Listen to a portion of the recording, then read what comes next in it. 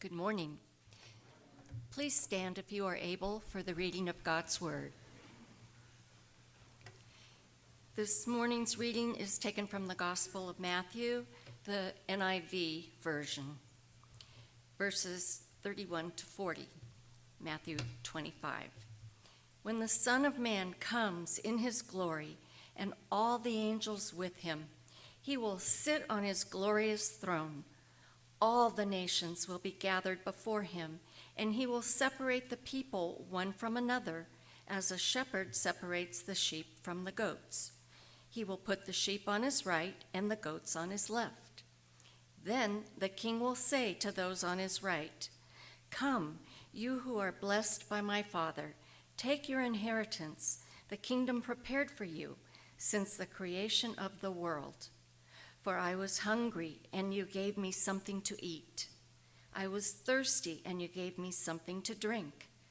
I was a stranger, and you invited me in. I needed clothes, and you clothed me. I was sick, and you looked after me. I was in prison, and you came to visit me." Then the righteous will answer him, "Lord, when did we see you hungry and feed you, or thirsty and give you something to drink? When did we see you a stranger and invite you in, or needing clothes and clothe you? When did we see you sick or in prison and go to visit you?" The king will reply, "Truly, I tell you, whatever you did for one of the least of these brothers and sisters of mine, you did for me." Thank you for standing in honor of God's word. You may be seated.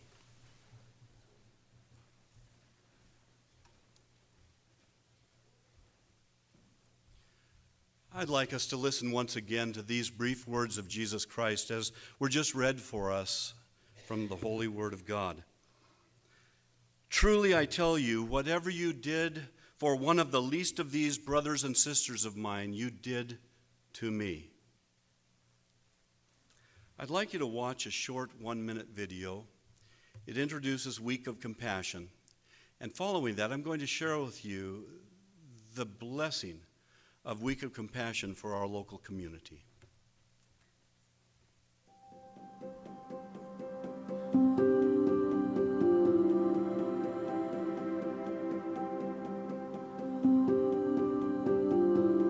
All over the world, people are hurting and in need. But by giving to Week of Compassion, you extend the love of Christ to help heal and provide hope.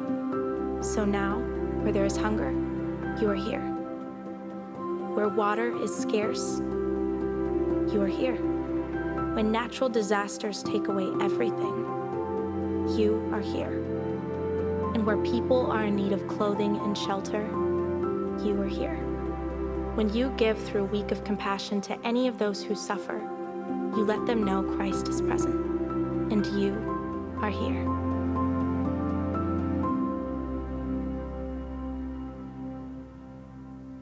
Week of Compassion is the Relief, Refugee, and Development Mission Fund of the Christian Church Disciples of Christ, our church. It operates extensively in the United States and Canada and throughout the entire world, providing relief funds, personnel, and any number of equipment for folks who are in grave need. Week of Compassion is served to equip and empower disciples to alleviate the suffering of others through disaster response, humanitarian aid, sustainable development, and the promotion of mission opportunities. For 7 decades, Week of Compassion has been assisting people who have been afflicted by tragedies throughout the world. Each year, we receive a special offering on the 3rd and 4th Sunday of February. Many of us give a contribution to Week of Compassion at this time every year, but I wonder, do we really, truly know where those contributions go? I've served as a pastor in the Christian Church Disciples of Christ for 41 years, almost into my 42nd year.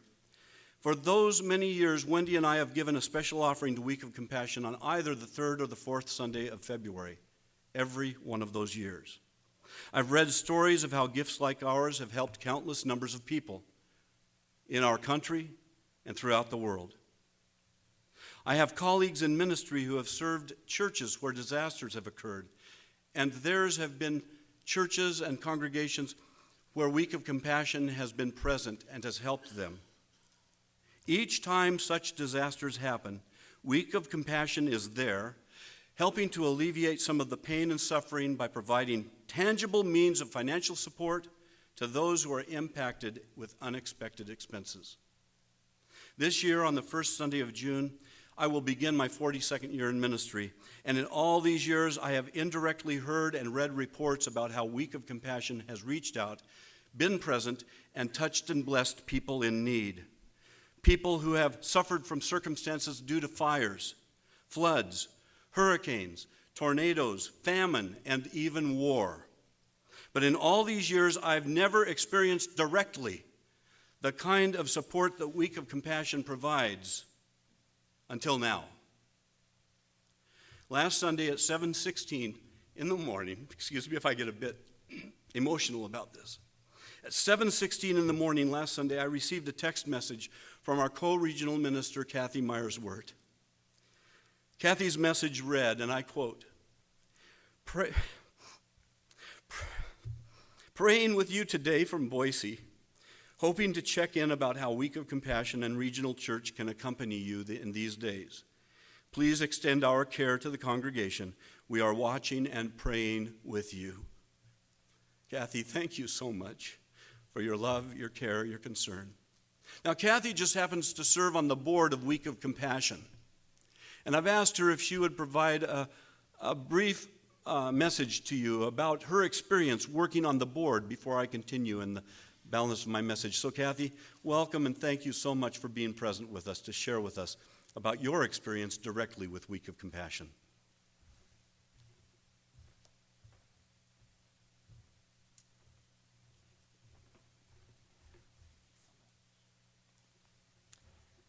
Good morning. And I was going to be here this week anyway, so it just feels like a miracle that this is the week that I was scheduled to be here weeks ago. Whenever I am given a microphone in this congregation, my first words are thank you. Thank you for your giving to beyond yourself. Because as Mark mentioned, many years you give money and you don't know, but because of your generous spirit, you give beyond what you can see in your daily lives. You give to your regional church and your general church and Week of Compassion. And so I bring you greetings from two places. One from your regional church, 46 congregations speaking 3 languages, English, Chuukese, and Spanish. And congregations in towns as small as Fox and as big as Portland. I bring you greetings from those congregations because in the last few weeks, in the last maybe 10 days, I have been in many of those congregations, as Mark said, and in every congregation I visited, they asked me about you. In Boise, they asked about you. In Meridian, they asked about you. In La Grande, they asked about you. In Mountain Home, they asked about you. In Burley, they asked about you. Everywhere I went, they asked if I knew how you were, because they care about you. And so I bring you greetings from your regional church. But today, specifically, I bring you greetings in my role as Vice President of the Board of Stewards of Week of Compassion. And I bring you greetings from the staff, from our Executive Director, V. Nguyen, who I spoke to this week, and he asked about you. And from Caroline Hamilton Arnold, who asked about you, and Erin Wathen, who is our development person, who asked me about you. All of them are thinking and praying with you. The Week of Compassion Ministry, as Mark said, has 3 different emphases, and these places of service interact with each other. The first one, the one you notice so much this week, is in disaster response. When I was first coming onto the Board of Stewards, I received training about how we respond to disasters. One thing we do is disaster preparedness training, and we've done that in the Oregon and Idaho congregations in the last few years, helping people to be prepared for emergency. But when an emergency happens, there are 3 rounds of response. The first one is quickly to call pastors, quickly to call and say, who in your congregation is impacted? What can we do? Who can we help immediately in that moment when it's not a lot of money, but it's a solidarity grant, it's called, that says, we see you, we notice, we care what happens. The second round is in congregational grants for building damages, but also we then start looking at the community to find out, what does your community need as things recover? One of the things I learned was that the cycle of disaster response is threefold. One is the immediate cleanup need, and that usually takes about 10 times as many days as the disaster itself. So if it's a 2 or 3 day disaster, it can take 20 to 30 days to clean up, and 10 times that long to restore things. So in a disaster of 2 days, it would be 20 days to repair, and then 200 days probably to make things right again. That means that sometimes when a disaster goes on for a week and a half or more, Week of Compassion is still present years later. In fact, we have recently closed down stations where people went in work parties that had been in existence for years, because we do not leave until we're done. We are the people that are still there when the cameras leave. Another part of the work of Week of Compassion is refugee resettlement and refugee response to people who are in a situation of temporary housing and temporary movement. And our global society right now has record numbers of refugees around the world. We help to provide care for people in that situation, and our executive director has recently been visiting in some of the refugee camps around the world, bringing our awareness and also bringing presence. There is a picture of our executive director from a few months ago that does not leave my heart and is often in my mind. Our executive director, V. Nguyen, is himself a resettled refugee. As a little boy, he was in a refugee camp for a couple of years. He was evacuated from Vietnam as that country fell. After several years in a refugee camp, he was resettled by a congregation, a Disciples of Christ congregation in Texas. And through a long story and a set of events, he has become our director. And there's this picture of V. Nguyen as an adult, executive director, professional person who has gone to this refugee camp in the Middle East, and he is on his knees handing out supplies to a little child. And I can't get that picture out of my head because I see how God's grace has used his experience to bless so many beyond himself and beyond us and beyond what we can see. And finally, the third part of Week of Compassion is development grants. And the development grants are given to people who are trying to make life better in a way and build capacity. So the Week of Compassion Board of Stewards receives requests from around the world, and then we weigh them for whether they could be done, what the budget is, and then we come back and see what their work has been so that we spend your money with great accountability. These projects last 1, 2, and sometimes 3 years and develop capacity for economic growth and self-sufficiency in countries around the world. Your Week of Compassion ministry operates a budget of several $1 million with 3 employees who are paid adequately but not extravagantly. In fact, we always talk about how little we pay them for what is expected. However, the reason we are able to do this is because of the generosity of the people of God, but also because we do not ourselves hire people to do things on our behalf. We go to the local place that has had a disaster or to the country, and we ask, who do you have there who needs a job, who has the skill to do this? And rather than transporting everything there, we gather what is there, and we bring in what is needed so that the economies there are also helped to recover by using labor from there and supplies from there. And so we are able to be many places because we work in partnership with people all over the globe. The last thing I would say about that is that when I went to Cuba some years back now, and I went to the Council of Churches of Cuba, which has been in existence for decades, one of the first things they said to me was, "Oh, you're from the Disciples. The Disciples never forgot us." And I didn't know we had never forgotten the Cubans. But I learned from them everywhere I went that we had often been the first people there in a time of disaster and hurricane, that we had often been the first people and then the last ones to leave in redevelopment, even when our countries weren't speaking to each other very well. The Disciples had still had compassion on the people who were affected. So as my role of regional minister, I say thank you for your generosity. And my role as board member of the Board of Stewards of Week of Compassion, I say thank you. Because the monies that you trust to the church are multiplied by a factor that is very large. And the video that you saw that says you are there in each and every one of those congregations seeking pastors, but in each and every one of those development projects, you are literally there. Your love is palpable and present around the world because of generosity. Thank you so very much. Thank you, Cathy.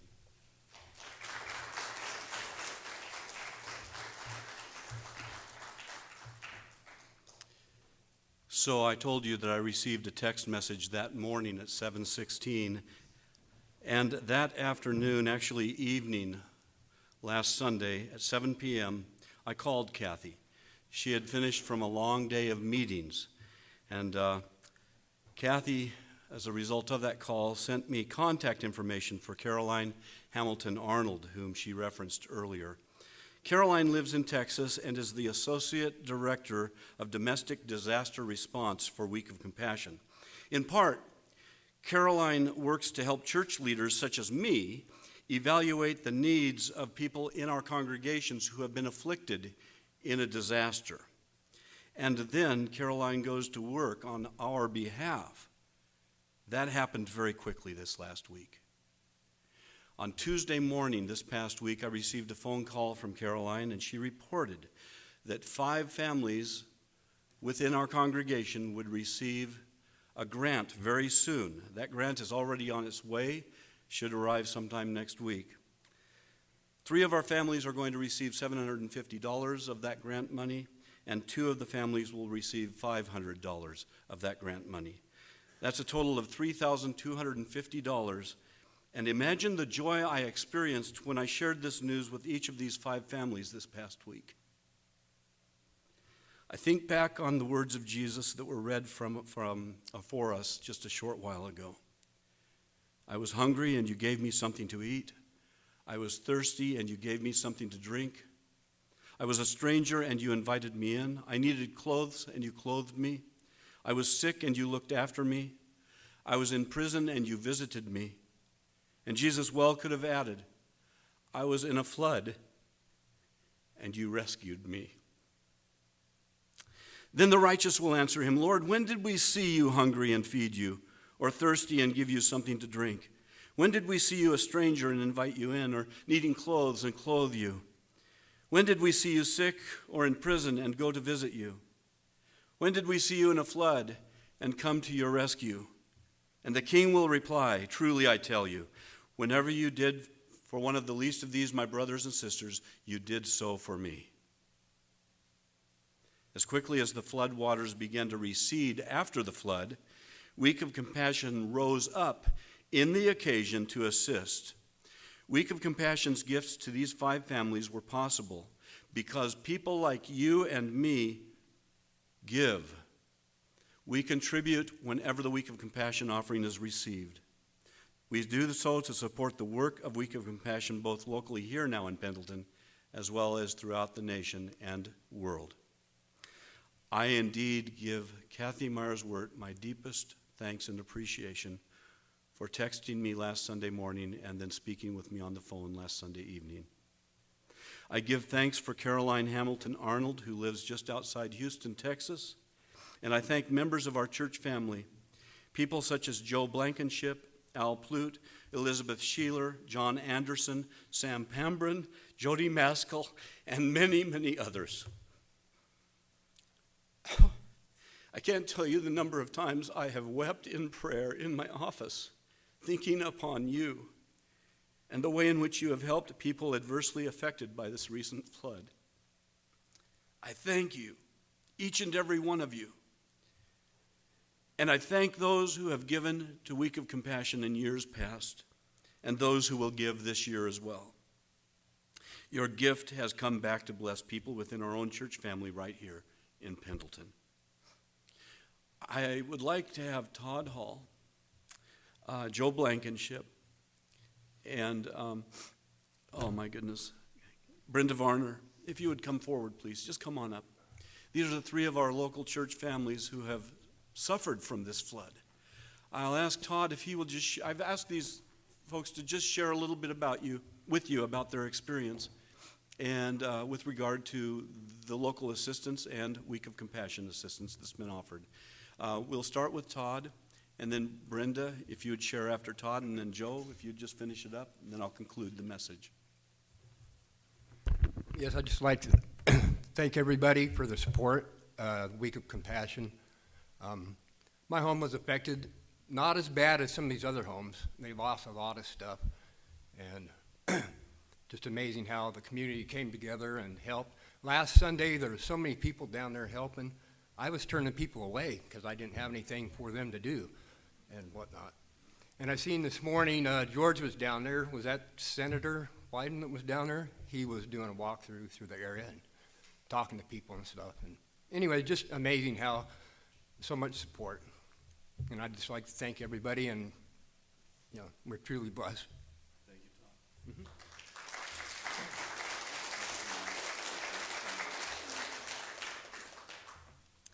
Hi, and I also want to thank everybody, just like Todd has said.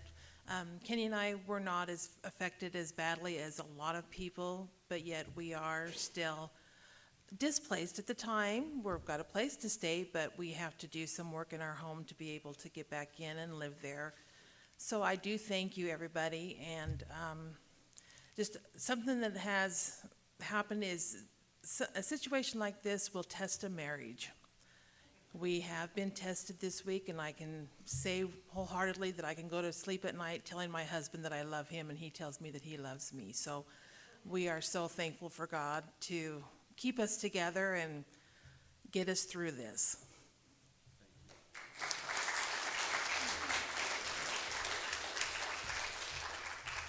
I told myself I wouldn't cry when I got up here, but no promises. Again, we live up the river about 20 miles from here, and our home, thankfully, by the sacrifice of my Dodge Dually pickup that stopped a log jam, kept that log jam from going through the corner of the house, and a scratch like that on that pickup. There's some mechanical things, the silt and whatever, but we lucked out, and it was kind of funny. I want to share this. I just kind of chuckled to myself, but where I scratched a few notes down on here, it said, right at the top, it says, to love God truly, one must first love man. And we've experienced that since we've moved here. When the waters came up, I was in Albany, Oregon, 7.5 hours driving like a maniac to get back. My neighbors got my horses cut out of the fence and out. The water was halfway up their backs. Grateful for that. Had another friend in town that Jim Harvey, many of you know, he's in the hospital now. But he told me, he said, you need to call Oso Clean in Hermiston. He said you can always cancel their service, but you want to be on the top of the list. When they came out Tuesday, there was 84 people under that list below me. They've already got everything cleaned out, drying, and getting that ball rolling. We're not. Our crawl space got wet, so it ruined our furnace and stuff. Our propane tank is down the river. I did see that, which we had just filled, by the way. But, many people in the community, and some I don't know, got a call from a lady from Portland, Oregon that I've never met. She's got a brother here that knows us. We've become friends, and she's sending us some money. And I couldn't accept it from her, and I told her that. And then my friend, many of you know Marty Campbell, Marty sent me a text, and he said, when we deny others giving, I'm not going to word it the way he did. He worded it really good, but basically I'm affecting how we can both feel the presence of God. So we did accept her gift. But anyway, this grant means a lot to us. Like I said, our home, minimal effect on our home, but everything in my shop, it had 3 foot of water in it. We had 3 deep freezes. Probably George don't think it's a big loss because it was North Dakota and Montana beef, but But anyway, that was such a force that went through that garage, those chest freezers, it moved them out away from the wall and tipped them over. And it was all I could do to stand them back up. And we did have one freezer that was working, and the cleaning guys plugged it into the only outlet in the shop that wasn't working. So it got ruined the day before yesterday. But and just one other thing, it takes a thing like this, to kind of bring people together. And we've got, many of you saw the pictures on Facebook and on the news where the people were on the roof that got lifted off. They're my neighbors right across the road. And I told Nathan this. Nathan's had a hard time with that one neighbor. I mean, they've really hard time with that one neighbor, but Nathan still went in there with a boat to help him. And, I really admire him for that, because I just know part of the stories that I hear, and it would have been pretty easy for him not to do that, but he still went over and got those people out. So, you really, really see the good in people. There's a lot of looting and stuff going on in our neighborhood. Thankfully, they caught those people. And but anyway, I want to thank the Week of Compassion. It's it means a lot. And I've got a place. I'm staying with some friends right now. I'll probably go back out to the house next week. And I've got a place for my horses and stuff for the time being, because we don't have a fence left on our property.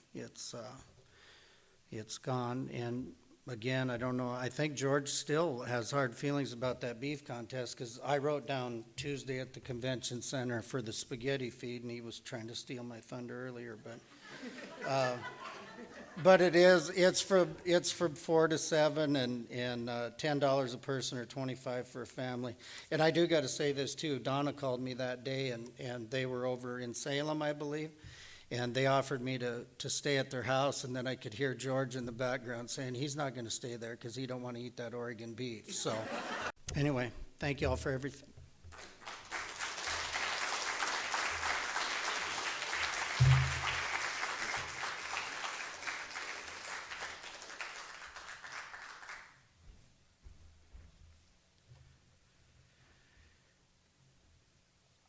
In closing, I'd like to share with you one more video clip. It's again a short one, just a little over a minute long. And then following, I have a few short words before we close. This is Mark. He loves to help others. It's a part of his everyday life. Nothing makes him happier than taking an hour out of his day to give to someone in need. That's why when he hears a disaster has happened, he wants to be the first to help out, even if he can't go himself. Like when a tornado hits the Midwest and thousands of lives are devastated, Week of Compassion shines a ray of hope with the help of people who give, like Mark. We can send specially trained experts, supplies, and support to put a community back on its feet again. But it all starts with a decision to give. Will you put your compassion into action?